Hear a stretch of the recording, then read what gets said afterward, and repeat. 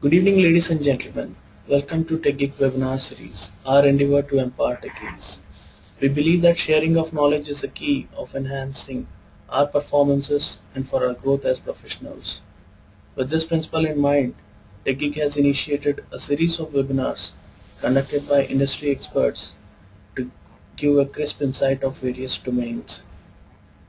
Today's webinar is 22nd in the series and the first in the webinar series on mobile application development, giving insights into Android application development.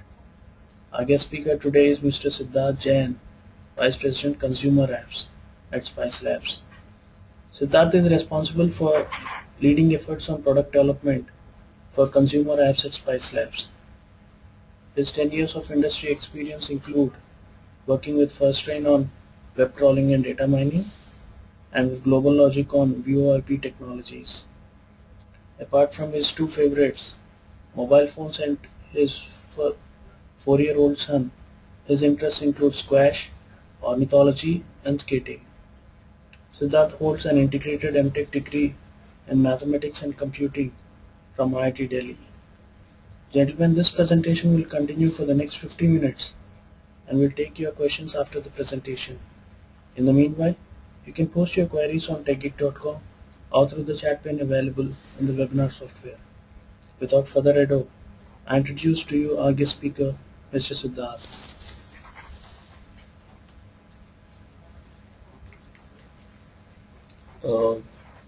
Thank you, Bharat, for the great introduction, and thank you, TechGeek, for this opportunity. I would just sort of take you directly to my presentation. The idea today sort of is to not just be an expert and try and give an expert presentation, but try and sort of get everyone around who's not already excited about mobile development and Android to sort of be interested and get excited about working on Android. I have been working with Spice Labs for a while now, and currently I look at consumer applications which are being distributed through various app stores that have grown around us. Today what we'll discuss basically, I'll just quickly run through that. I'll just introduce myself in a bit more detail just to break some ice, just to sort of let you know how I've approached things and where I'm coming from. I will also briefly just describe what my assumptions sort of were about the audience when I created this presentation. Android, basically, it's a big buzz in town. Phones are selling like hotcakes, and everyone sort of wants to do something around it. Everyone is asking questions around it. So I'll just spend a few minutes and share what's sort of the excitement about what I find exciting about Android. And when I started out, like everyone else, there are things that confuse us, might confuse you when you look at Android, and I'll highlight some of them. Sort of, I'm not going to spend too much time on that because for most of them, the answers sort of come up quickly when you look at things. The main part of my presentation today would be around app development and getting started on Android. There are three paths to sort of any app development on any platform, especially in mobiles. So first part is just creating the app, writing the code, and getting it to run on phones and stuff. The second part, which for me has become more exciting and which for mobility is very exciting, is distribution. I mean, getting your applications to actual customers, hearing back from them, understanding how things are in the real world, right? So that's what is even more exciting, and something which is extremely exciting for everyone is how to make money out of it. But today I'll just try and focus on the first 2 points, which is making our app, setting up the environment, making a simple app, and then sort of putting it onto the Android marketplace itself to understand how people sort of take that app and what all is possible on the Android marketplace. And making money, we'll pick up that thread some other day. So who am I? I can safely call, so I don't know what best way to describe myself, but I am now a self-proclaimed mobile enthusiast. And when I joined my company Spice Labs 5 years back, I was more a back-end scale sort of server programmer who thought that laptops, desktops, machines were the next big thing, and mobile was only meant for making calls. And in the last few years, sort of the view for me, and I think for everyone around me, has changed completely. In the last 4 years, sort of we've developed applications and we've tested them literally over 200 plus phones, and that's why sort of I can't do without mobile phones now. Currently, as a team at Spice Labs, we focus on BlackBerry and Nokia, and we have had a lot of success there in terms of our applications getting downloaded, being accepted by people, and we have close to 35 million downloads from our applications. Now, sort of whatever lessons we've learned in terms of development, in terms of app stores, in terms of distribution on BlackBerry and Nokia, we're trying to sort of expand to Android. And I'm learning my way around Android. We are all sort of learning our way around Android. And today I'm going to share my initial learnings. And some of my team members will be conducting sessions later this month on BlackBerry and Symbian platforms also. Now, who is this presentation for? Frankly, it's for all of you. But when I started sort of creating this presentation, I sort of had to keep someone in picture, and the idea was that someone who sort of uses mobile phones and is a developer has some ideas that he wants to sort of implement on their mobile phones, but are yet to explore Android. And I'm assuming that sort of people who are going to be looking at this presentation are going to be comfortable with Java and XML, because for most part that's what sort of Android development is about. And for people who've already built mobile applications or Android applications but sort of have not looked at the marketplace at all, so maybe they've done it for someone else, they've done it for themselves on their own phone. So I would like to just introduce the marketplace because I find that also very interesting. And the idea overall is to encourage everyone to try Android, create applications, and then sort of encourage them to release them on the marketplace. And all feedback and everything sort of from people who are experts is welcome. A little disclaimer before I start. So the views here are my views only, and I will not sort of attribute them to either Spice Labs or to Android or to Google. Android is evolving very, very rapidly. The changes sort of that happen, there are so many things that are there to learn. So before any of you commits any resources to this project, I would request you to check, think through and confirm. And the presentation here is just an overview. I mean, the session today is an overview. It's a start of a discussion. And once you get into the details, that's where the devil lies. And finally, Android is exciting because you can get your own hands dirty and make things. Okay, let me just spend a couple of minutes on what's exciting about Android. The best part is that it's very easy to get started. So you want to do a mobile app, it is as simple as ABC. It just sort of takes a few minutes, few downloads to get started, as we'll see later.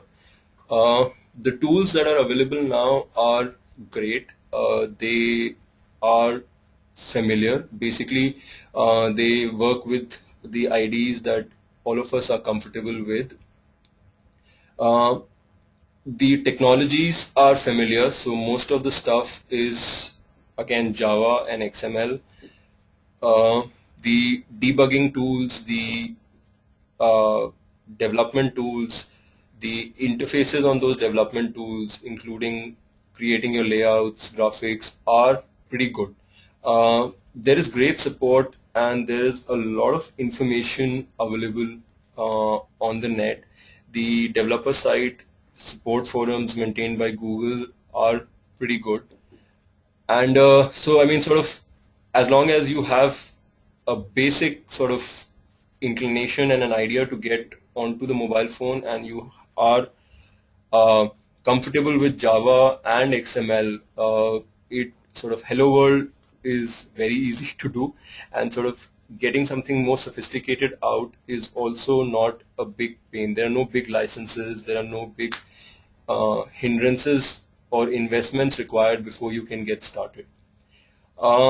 It's what even more exciting than sort of the ease of start is that it's very easy to reach the users, and the number of users is increasing extremely rapidly. I mean, the last number I was told was that almost every day more than 500,000 devices are getting added, and this is extremely huge numbers. So I mean, there are 10 lakh new devices every 2 days that run new devices that run Android. And if you have applications that work on Android, then I mean, you can get to so many devices or so many people very, very quickly. Now, it's not, I mean, all that easy, but sort of it's still very exciting that there are so many. I mean, 10 lakh phones in a couple of days, every sort of, and on the marketplace itself, I mean, putting your app, releasing it is very easy. It's very open. There are hardly any hindrances which are sort of created. It's a very open and a democratic system in which you can put your apps and try and reach so many users. And of course, sort of Google, right from my college days, has been a bit of my favorite. So Android is backed by Google. So that's also something that is exciting.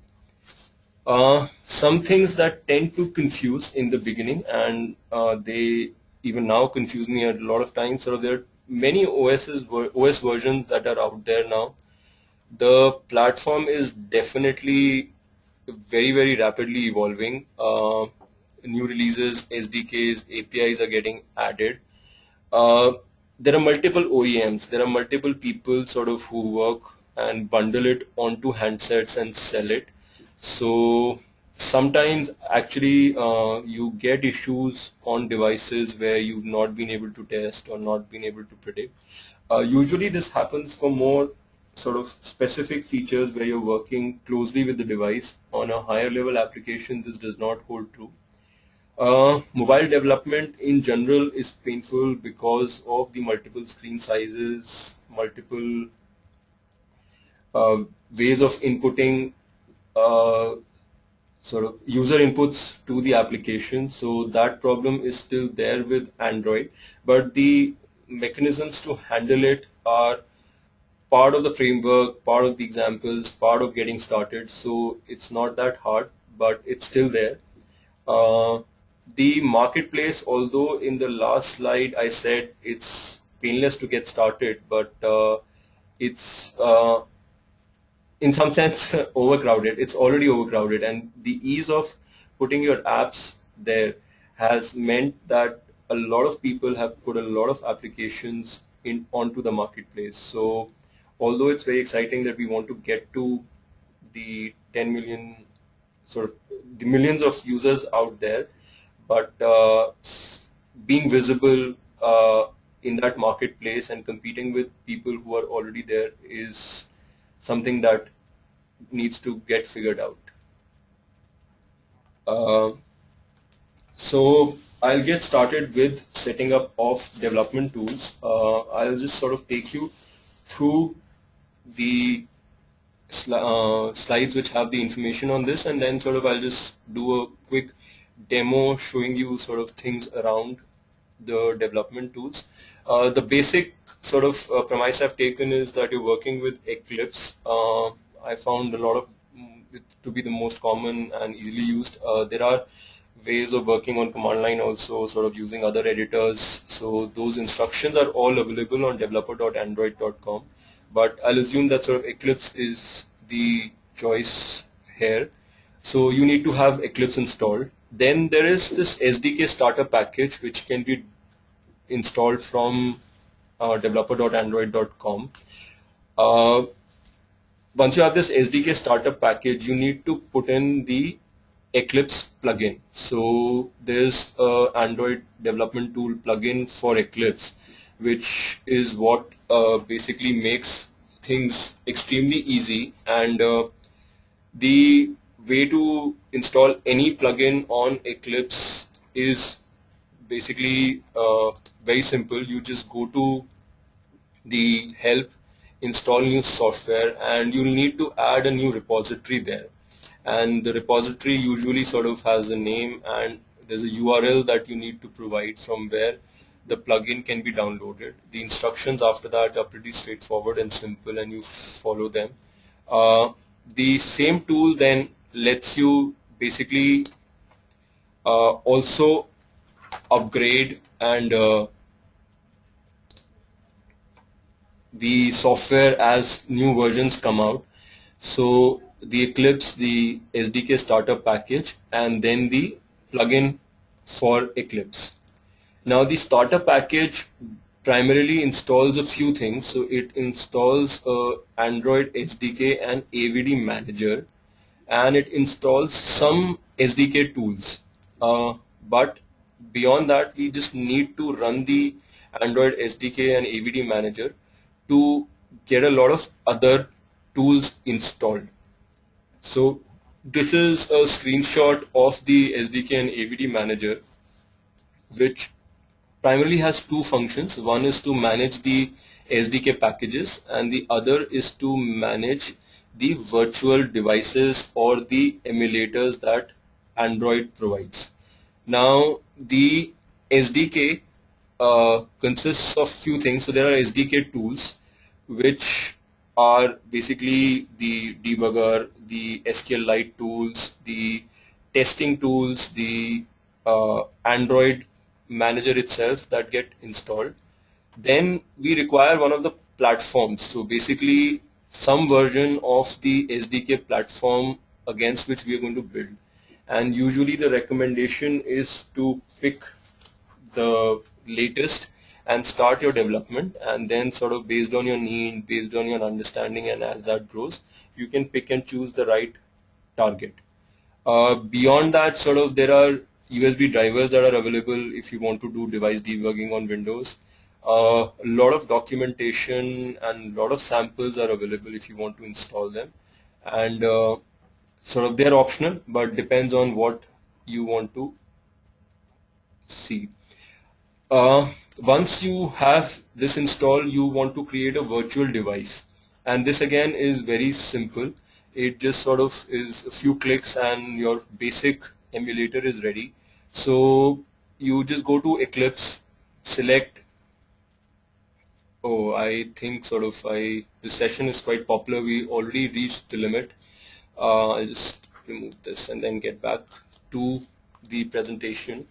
Now the virtual device basically again is managed through this Android SDK and AVD manager. You select the virtual devices there. So basically, I'll just give me a second. This is what an AVD screenshot looks like, and I can just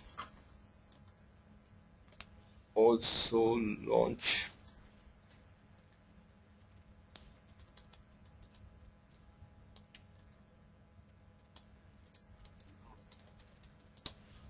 the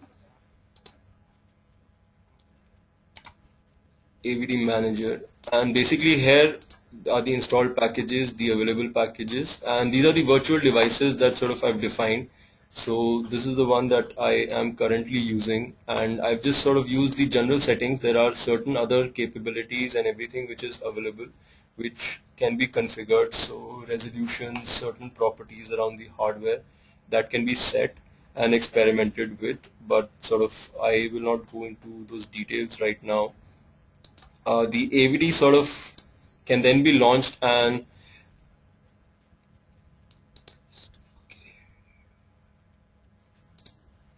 sorry about that.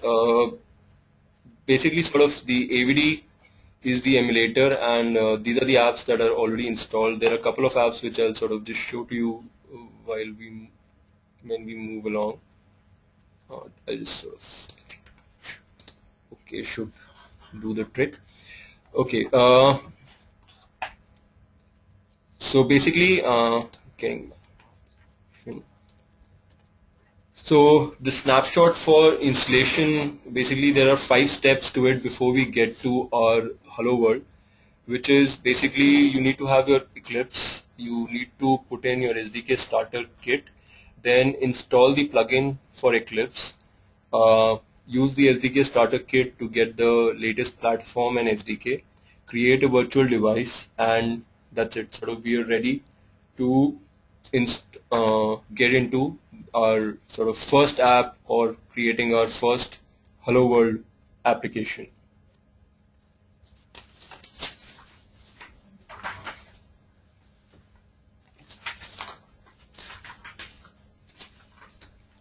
Okay, now basically I haven't created the Hello World from scratch here, but I've just used the great resources available on developer.android.com, and I'll go through highlighting some of the things that sort of you should look at, the terms that will come up again and again when sort of you look at more interesting scenarios and harder problems.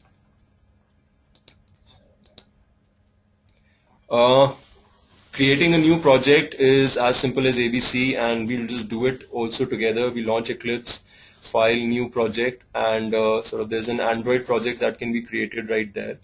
There are details required which are quite simple. The project name, like any other project, the build target. This is the platform version that sort of we want to target, and usually it should be equal to or lower than the target we choose for the AVD. The application name, package name that we want to start with, and we need to create an activity. So right now we just need to give an activity name, uh, and sort of as we get into the discussion later, we'll just sort of try and explain what activity is, because this term will come up again and again. And this is sort of just a screenshot of what the project creation screen looks like. There are details like minimum SDK version and things that we want to support. Right now I'm skipping those details, and I would assume that sort of for the Hello World you'll just aim for the latest versions, and then when you need specific APIs, specific targets, you will sort of be able to figure this out. Now the project that gets created is not empty. It's quite sort of few things come in by default in this Hello World activity. So there's one class which is a main class, which is the Hello World activity itself, which gets created. There are generated files which we are not expected to edit, and they essentially are a way of managing and handling and sort of accessing the resources that we put into our application. Resources, except for the icons, there's nothing much here. There is a layout definition that gets created, and there are some constants and values that are put into the strings file. And there is one important file beyond our Hello World activity, which is the Android manifest file that gets created. And we just sort of look at these concepts and files in some detail. So basically I'll just go, this is a code snapshot of the activity that has gotten created. There's a class which extends this base class activity and implements a function called onCreate. Here basically this activity or this onCreate function essentially in short is the starting point for our code, and this is where sort of our code gets instantiated and can take action based on what we think is right. So what has been done here is that a very simple view has been created. So now any UI on Android is a sort of hierarchy of views. So you can mix your layouts, you can design where you want certain things to go.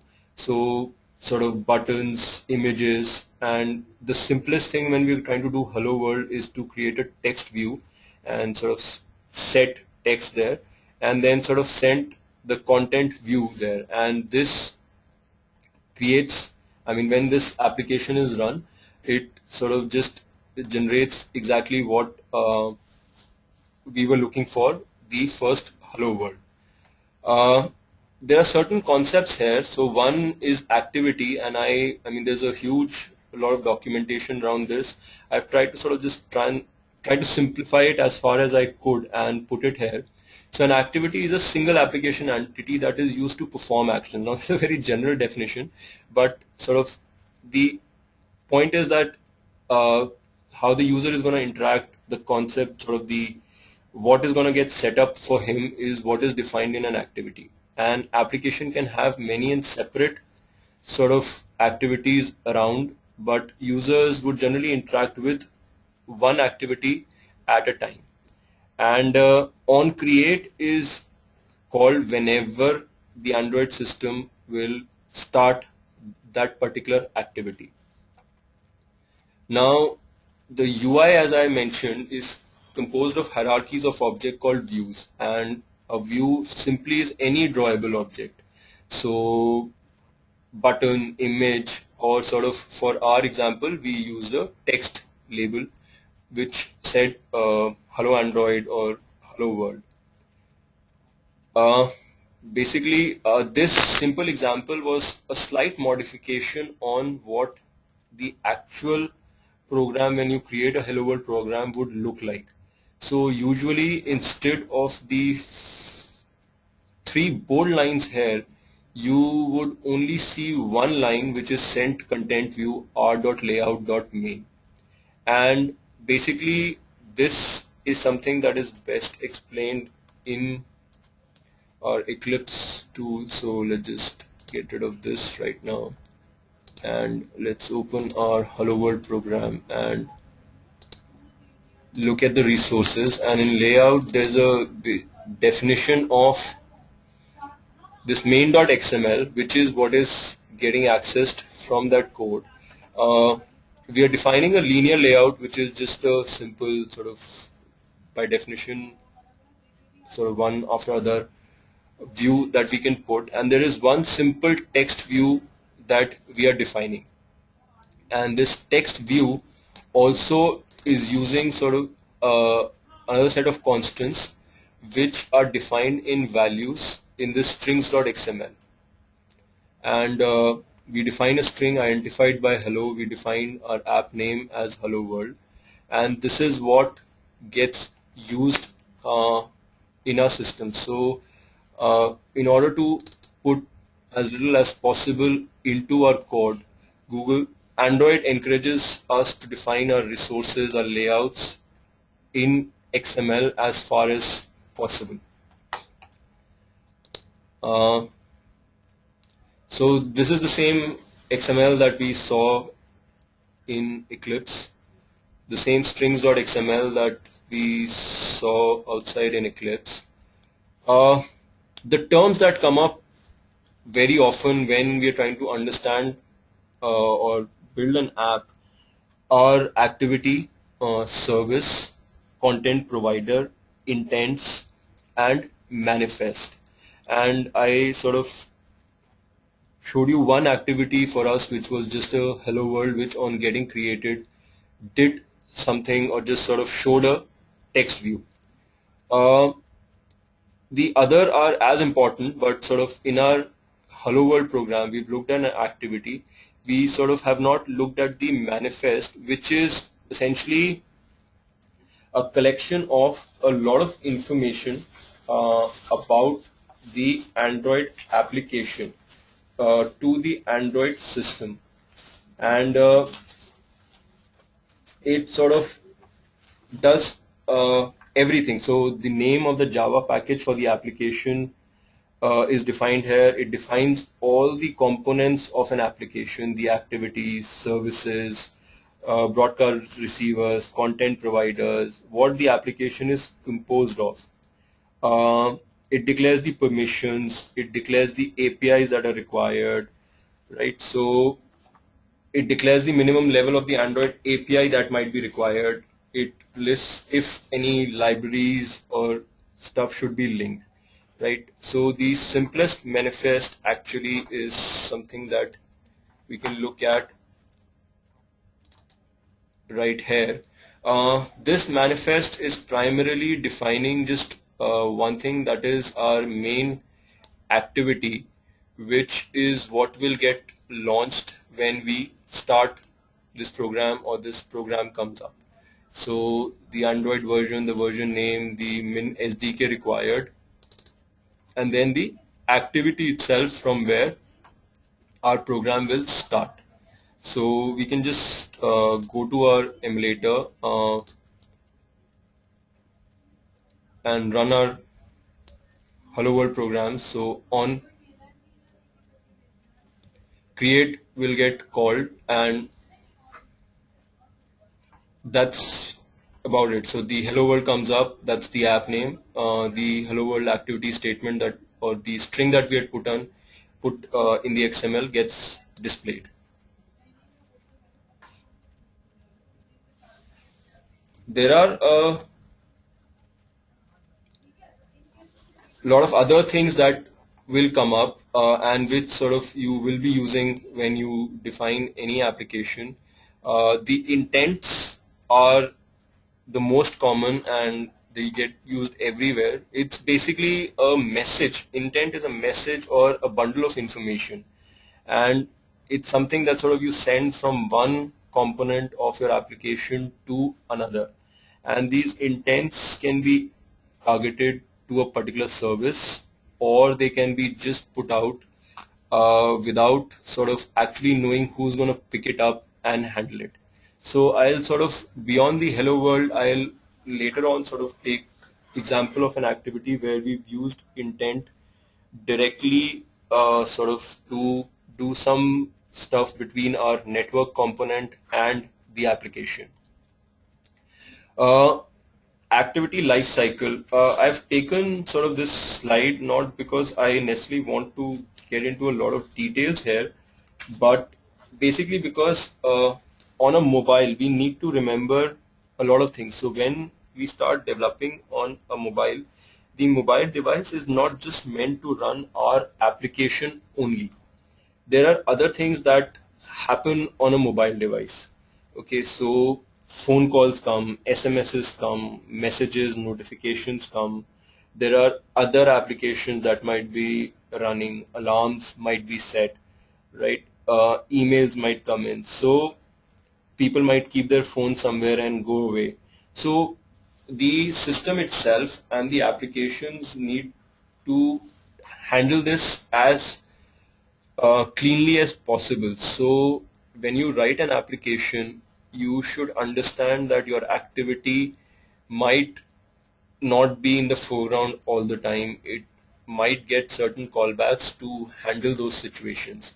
And this activity life cycle sort of just explains that. So how an activity starts and how an activity is shut down is something that this chart explains, and that is something that every developer should be aware of and should work on. Now beyond the hello world, basically I'll just browse through one of our apps which is called Hangman Kids. The application is primarily a spelling learning tool. So the idea is to show the kid a picture with an interesting animation of a rabbit. The kid tries to guess the spellings of whatever the object in the picture is. If he gets them right, the spellings get filled in, otherwise sort of the rabbit keeps falling down.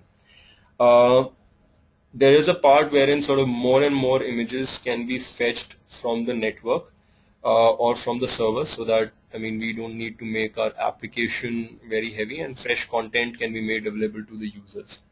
Now this application itself is sort of slightly more complicated. So I'll just sort of browse through the code, point out a few things which make it more interesting than the Hello World application. So primarily sort of let's start with the Android manifest itself, which now becomes slightly sort of longer. There are certain permissions that have been put in. The number of activities that have been defined has increased. There is a service around the network that has been defined here. The classes itself sort of have been split up into multiple things. We've tried to sort of keep the UI definitions and everything, and our model and the controller separate. Uh, the resource Java file has been created sort of out of this, which automatically gets generated. So a lot more resources are getting used here. For all our screens and stuff, we've defined our layouts directly with XMLs, trying to sort of avoid defining them in the code. And sort of there is some basic music that we've put in here. The network service basically extends an intent service, and the idea here was to sort of have something which can asynchronously queue all the requests that get generated on the network and one by one handle them. So whenever the application or some activity on the wants to fetch data from the server, an intent is generated, and that request is then handled by this network connecting service. Just to sort of run it quickly.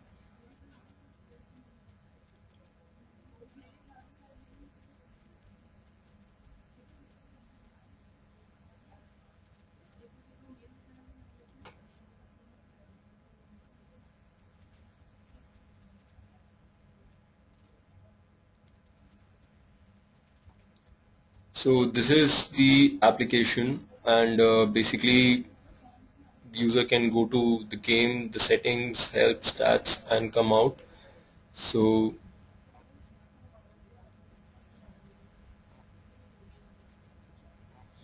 there's a list of sort of series of words based on grades and ease of use and difficulty of use.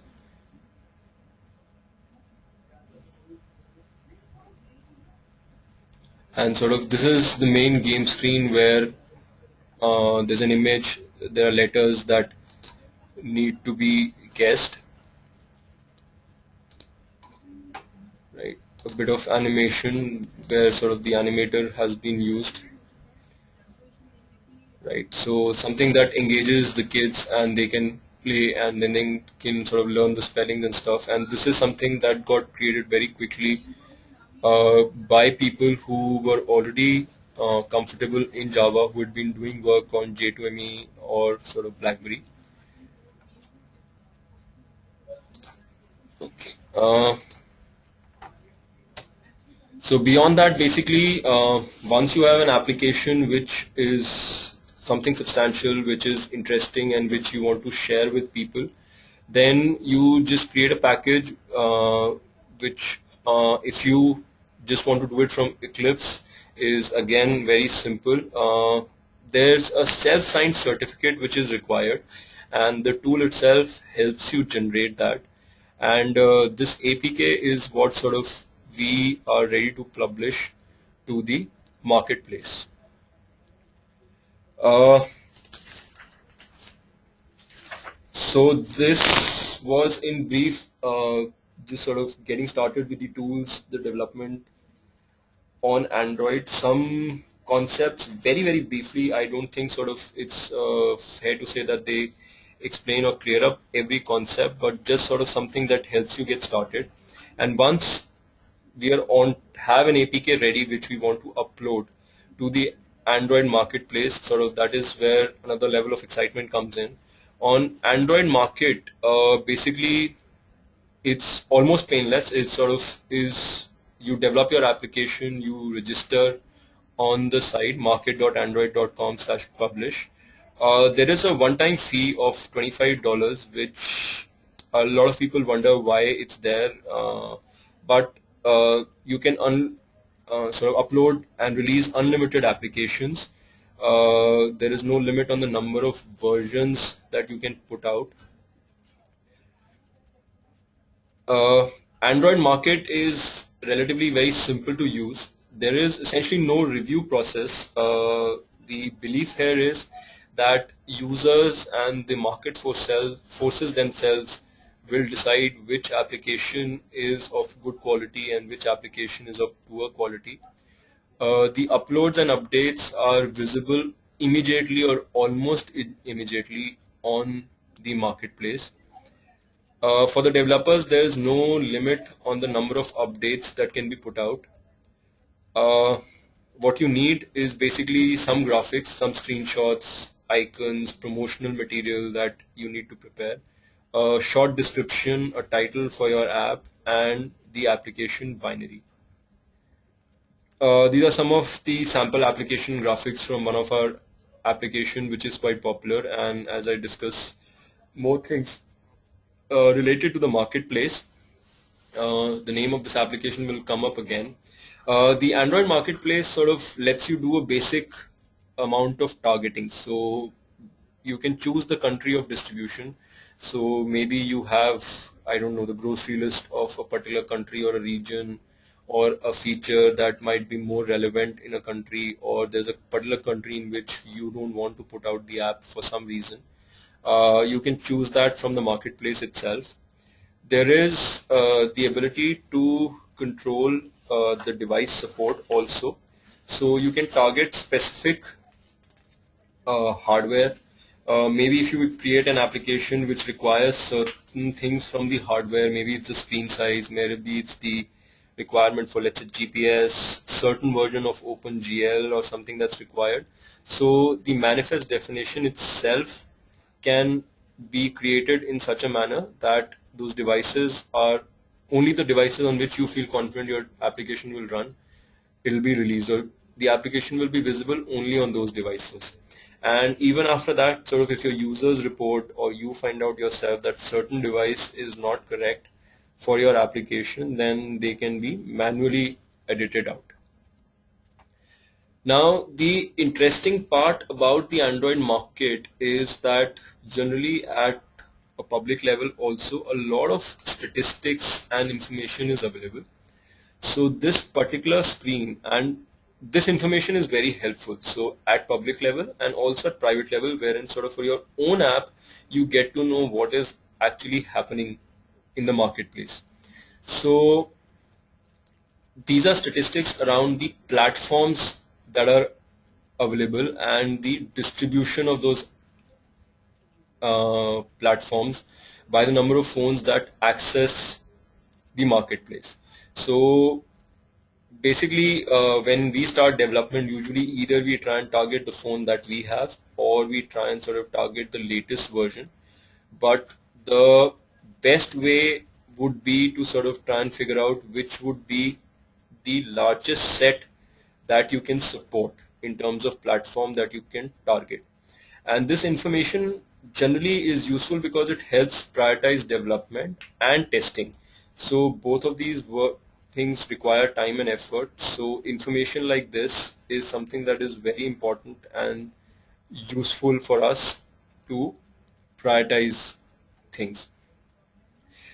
This data is not static, so it keeps evolving. So if we were doing this some while back, then Android 2.2 would cover a certain market percentage, 2.1 would cover a certain market percentage. But now this platform, as newer and newer versions keep getting released, sort of the volume of the newer platforms keeps increasing. So this is something that as a developer or as a serious developer who's got a stake at the marketplace, you should understand. And sort of in this landscape, if some application targets Android 2.1 and above, then they can almost cover all the devices. But if there's something which is specific to 2.3.3, then there are about sort of 38% of the devices that get covered. Apart from that, sort of there are screen sizes. So when you release, do you want to release an application only on a tablet? Do you want to release an application on all the devices? Do you want to reach out to the largest set of customers? So again, sort of these are some of the statistics which can help you decide which application or screen size to go after. And usually sort of if you're going after two main screen sizes, sort of the normal MDPI, HDPI, sort of you will be able to cover almost 90% of the market. And for someone who's starting out, it's good to target to sort of define things like this. There might be applications which are targeted only for tablets, for large screens. Then sort of those applications or the developers would be aware of the market size that sort of they are in some sense ignoring. Now these two pieces of information are publicly available. They keep getting updated pretty often. This is something which is from a live application, Hangman, on the uh, from the marketplace, and the feedback, like the particular handsets which are getting used for our application, is very useful for our testing team for creating inventory of phones on which we can test. So phones finally sort of cost a lot of money, and having them in your repository is important. So sort of the most popular phones is what we try and prioritize, and that information on the uh, app store or the marketplace is very easy to get. And the second piece of information which helps us a lot is the country of distribution. So Hangman in particular is an application which is very content sensitive. So I mean the kind of content that we put out, it matters. So sort of people in the United States are interested in certain kind of content. People in India are interested in certain kind of content. So it just helps us define and sort of prioritize what goes first and what goes next in terms of content, which are the countries that we need to focus more on, right? So all this feedback from the App Store helps a lot. Apart from the automatic sort of data that is generated, there is the user reviews and comments, and the comments that sort of, fortunately, when I took this screenshot, I mean, you need to trust me, I was not manipulating these stars, but they came out to be good. But a lot of times people are able to point out problems, issues, give feedback, give feature requests, which on balance are very good input. So once you sort of have a substantial number of inputs, it helps, and the feedback on the marketplace is quite immediate and quite vocal, and that is something that I really appreciate about the Android marketplace. One thing which, as a developer of any application, and especially in mobiles, this is a very good feature. So I'll just sort of step back and try and explain this. See, what happens is, in case of a web application, you put something on your web server and people come and look at that website from their browsers. If there's a bug, there's an issue, you can sort of debug it on your server. You can quickly fix it, and the next time that the guy comes to you, the issue is already fixed for him. It's the new version that's available. In case of an application, especially in mobile application, the huge amount of distribution that the app stores are able to achieve, and by the very nature of an application which sits on the handset, it's, I mean, the stress on testing and everything is far higher because you can't release updates in an instance, right? People need to make choice and pick up those new updates or those new releases. Now, once the things are out in the world, knowing what will happen on someone's phone or what problem someone is facing is usually very hard. So if a customer gets back to you saying that his application has crashed, unless until you develop frameworks on your own, there is no way you're going to know what that crash meant. And the customer is not a geek who's going to sit and reproduce the scenario for you, create stack traces for you and send them to you. The Android marketplace does that for you, and it creates reports. It tells you how many instances of a particular problem has happened, so that it helps you identify problems and correct them as soon as possible. Beyond that, sort of the other feedback mechanism that is available is support mail, and we get a lot of mails there also. Generally on the marketplace, I don't have too much in terms of strategy because there are a lot of things that we are figuring out. But I would recommend that whenever you put out an application, you should plan at least 3 or 4 versions around it. And each version sort of should be spaced out at about a month so that you get time to get a lot of input from people, collect a lot more data, and if there is an immediate bug fix or something that's required, then there could be releases in between which are targeted for uh, the bug fixes only. Now, sort of that's about it from me. I'll just sort of quickly summarize what I've gone through. So Android is fun and exciting. Whatever your idea is, you can get to implementing it very, very quickly. Uh, the good part would be that you don't keep it to yourself. You release it on the Android market, get feedback, and then you evolve your idea. And with fingers crossed, maybe sort of your idea will be the next big thing. There are some references that I've put up here. The Android developers site is very good, and there is a lot of material available there. I had it open sort of here. So you should always refer to this site, and I've picked up a couple of videos that I've put in here, and the first one is actually on getting started on Android, understanding those concepts and understanding the Android marketplace. So if there are sort of things that you would like to learn more about those, then you can look at these 2 particular videos also. Thanks a lot for your time and your patience on this session. My email ID is available. If there's any feedback, there are questions that sort of go beyond this session, then you're most welcome to get in touch with me, and I'll do my best to try and answer them. Spice Labs sort of team would be conducting few more sessions with TechGig this month. One of them is going to be on BlackBerry. There's one planned for Symbian, and finally one on project management.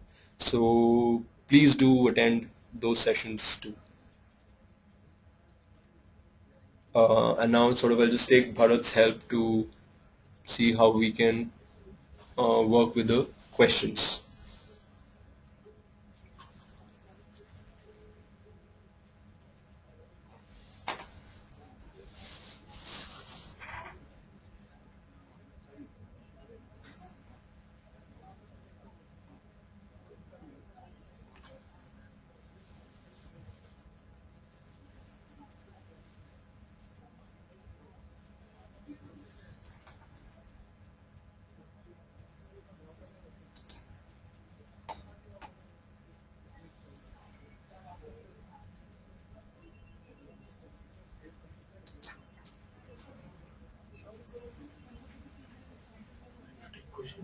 Yeah, I am ready, Bharat. So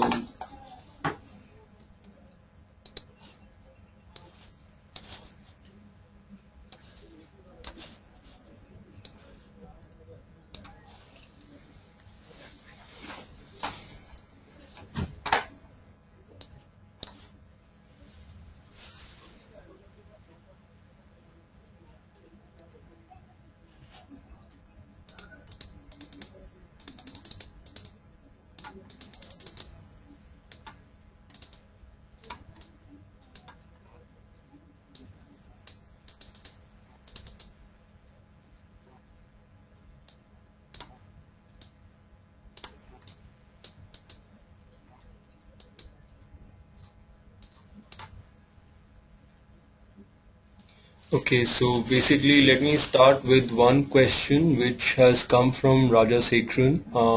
He says, can you provide us a few sample Android apps which we can use to learn and build upon? Uh, sure, basically sort of the Hello World is the easiest and I think in some sense also the dumbest to start with, but the developer.android.com site has a huge number of applications and demos and things that you can look at. I would recommend looking at the Notepad demo there because that sort of helps clear up a lot of basic questions, a lot of basic terms, and the examples there are pretty good.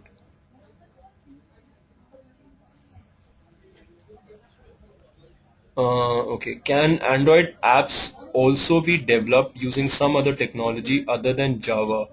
Uh, Pankaj Sinha. Uh, Basically, the primary aim for Google has been to use Java. My experience has been mostly to use the Java application API. There is sort of native uh, bindings available now, so you can develop in C, C++, but I think primarily that is meant mostly to develop libraries and capabilities, and then sort of the application and the application uh, user interface can get created in Java only. There is a sort of, I don't know the exact term, but basic web technologies can also be used to create application, but again that's mostly JavaScripts and XMLs that work.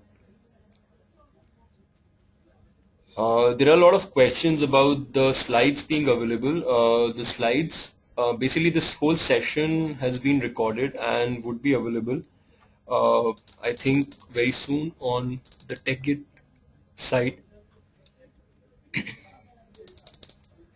Okay, there's one. Can Android be used to develop educational tools, that is mobile learning? This is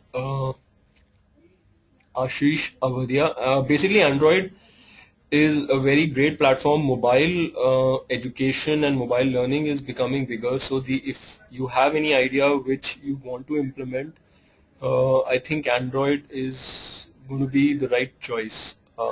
So there's no question of this not happening or not working on the Android platform at all.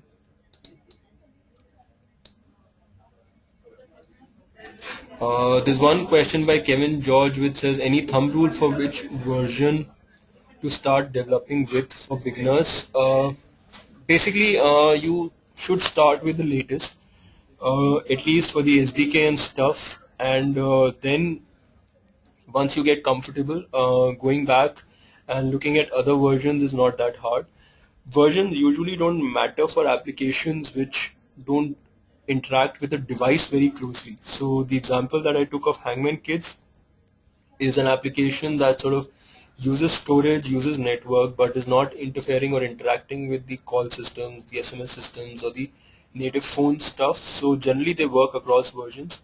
But if you're looking for something specific, then you'll need to be careful about versions. But to start with the latest.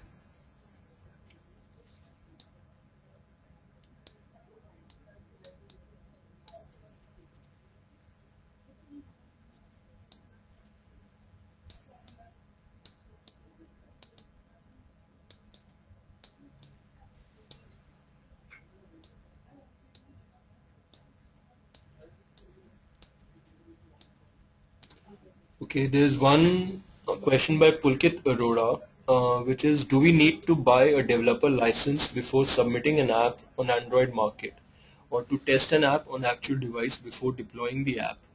So the first part of the question, basically about the Android marketplace, the answer is basically there's a one-time fee of $25, which I think is well worth paying, because that just sort of is a one-time fee. After that, you can submit as many apps as you like, submit as many versions as you like. To test an app on an actual device, basically you just need to have that device, and there's nothing beyond that that you require.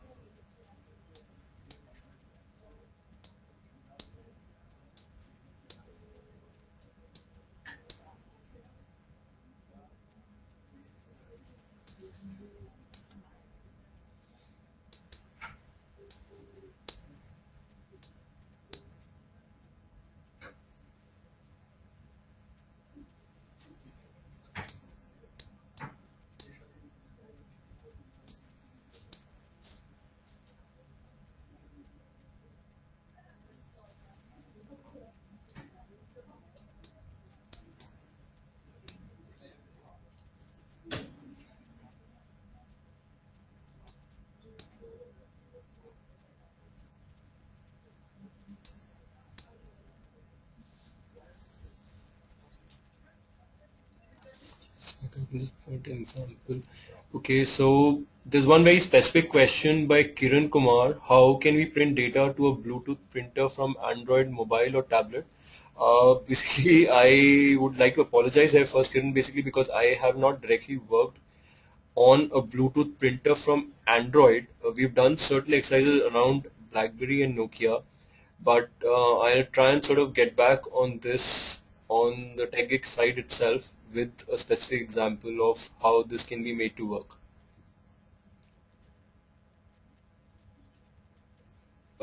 Paramjeet Singh has a question. As a starter, which platform should a developer choose, like Android and iPhone programming, Objective-C? Both are very much in use. Basically, Paramji, it depends on what you're looking for and what you're targeting. Android, I would say, is just cheaper to start with. Uh, iPhone programming is also not hard, and there are a lot of documentation, a lot of help that is available now. But I personally found Android to be much easier to start with and experiment with. And based on your interest and your target audience for your application and your understanding of the marketplace, you can choose either. Um, Generally, sort of in terms of skill set, Java is slightly easier. So, I mean, for a starter, if these are the two choices and they have to learn, then I would recommend Android to start with.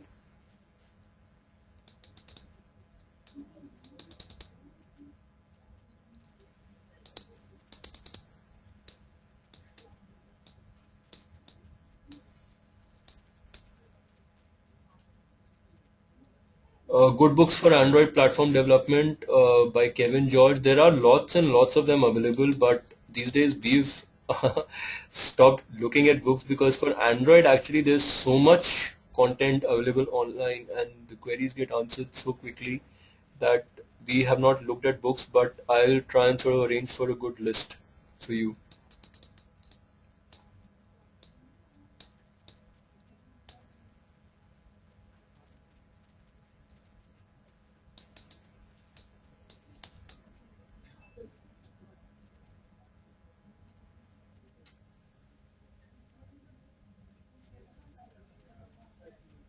Mhm.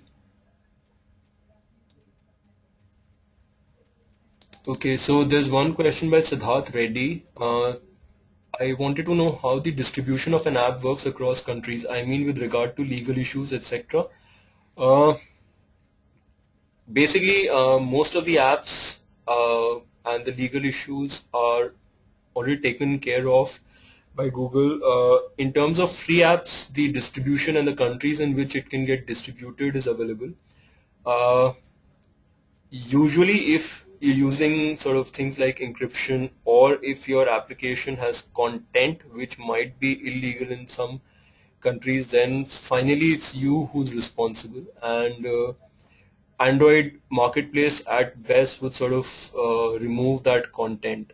So generally, there's a rating that you need to assign to your application, and based on that, certain the distribution sort of and the visibility on the App Store gets taken care of. Uh, if there are specific countries or specific issues that need to be uh, addressed, then sort of usually the App Store would let you know of those issues.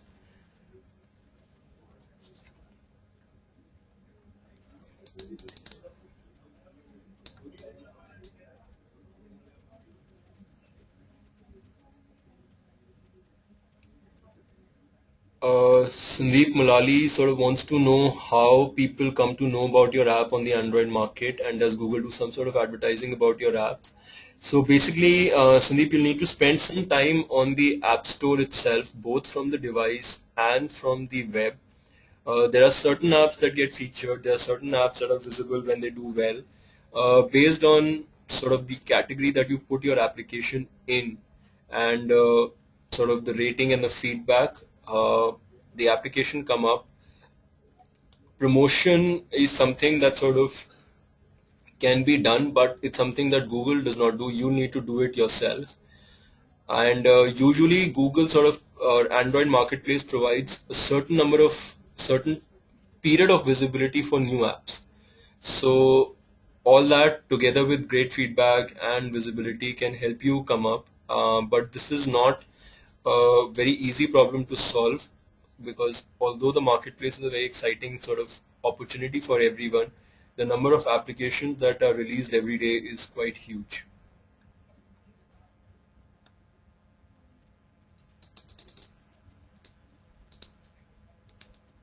Uh, there's one question which says that the emulator I mentioned is for a specific device. If so, are there emulators for other devices? Basically, the AVDs can be defined by you. So there's a full section on the developer side on how to define AVDs for the device that you are targeting. So you can, from the same set of tools, define emulators that will target your particular devices.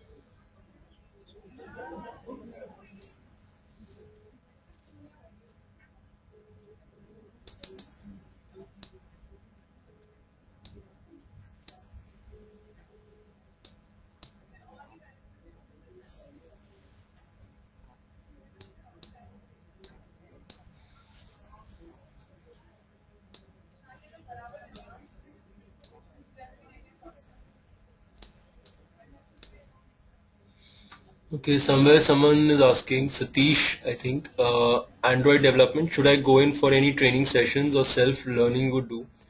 Basically, Satish, I think self-learning is the best and the easiest, and then you can sort of be part of forums and discussion groups that help.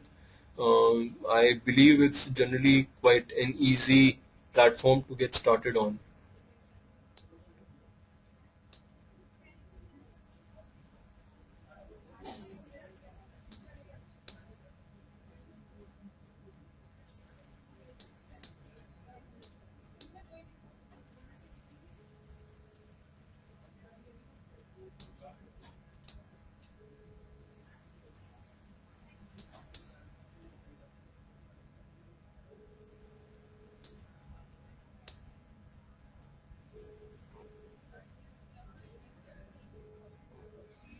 Raul George wants to know, or comments actually initially, that I found using virtual device emulators pretty slow to use. Is it possible to simply plug in your Android phone and debug your application on your phone instead of the emulator? Also, if this is possible, does this require any further plugins to be installed? Well, Raul, basically we've done this on Windows. I'm not sure about other platforms. There is a USB connector which is available. You just need to install that, and usually the direct debugging of an application on the phone is pretty amazing on Android, and I think it's far better than most of the other platforms.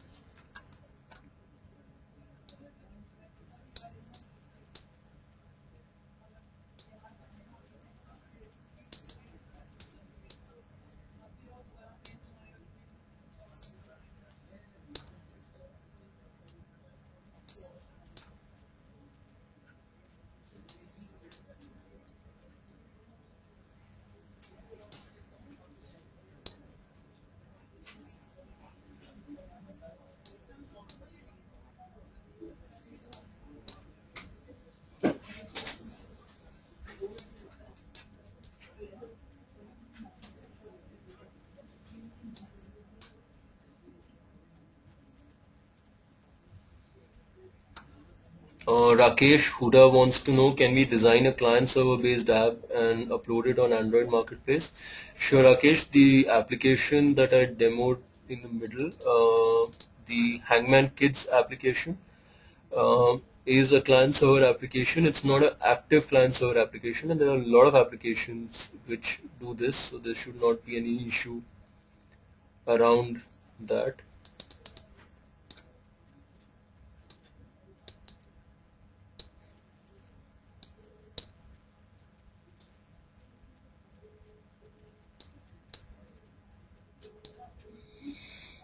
Okay, can Android be used to send notification?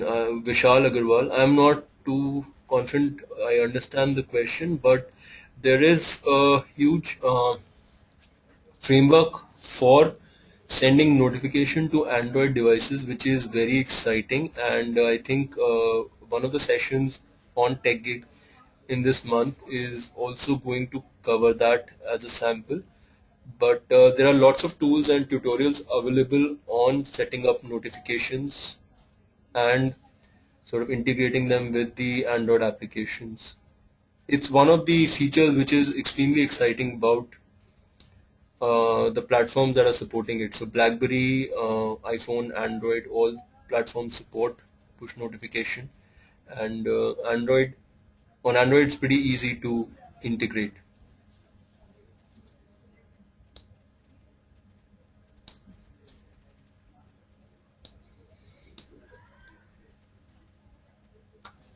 Let me make this last one. Okay, so basically I'll just take one question which is going to be the last one, and instead of the technical one I picked up one which just says how to make money from Android market by launching free apps by Adrian Thomas. There's no good answer here.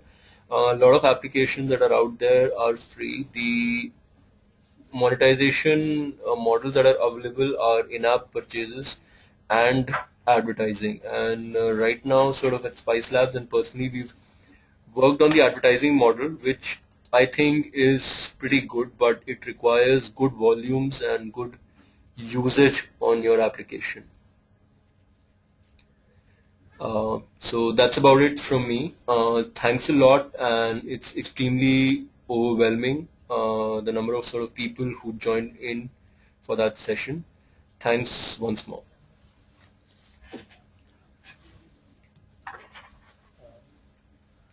Thank you, Siddharth, for your session on getting started with Android app development. It was indeed an enlightening session. I would also like to thank our participants for their support in making this webinar a huge success. The recording of this webinar will be available on techgeek.com by tomorrow. Well, before we close, the second session on mobile app development is happening on coming Saturday, that is October 15th at 3 p.m. So the topic for the session is location-based services and Google Maps in Android application. The speaker for the session is Mr. Vineet Agrawal, who is the technical head at Cricket Technologies. So see you all next Saturday. This will be a continuation to this session. So all those who have learned something about Android can look forward to learn something advanced topic in this. Right? Thank you.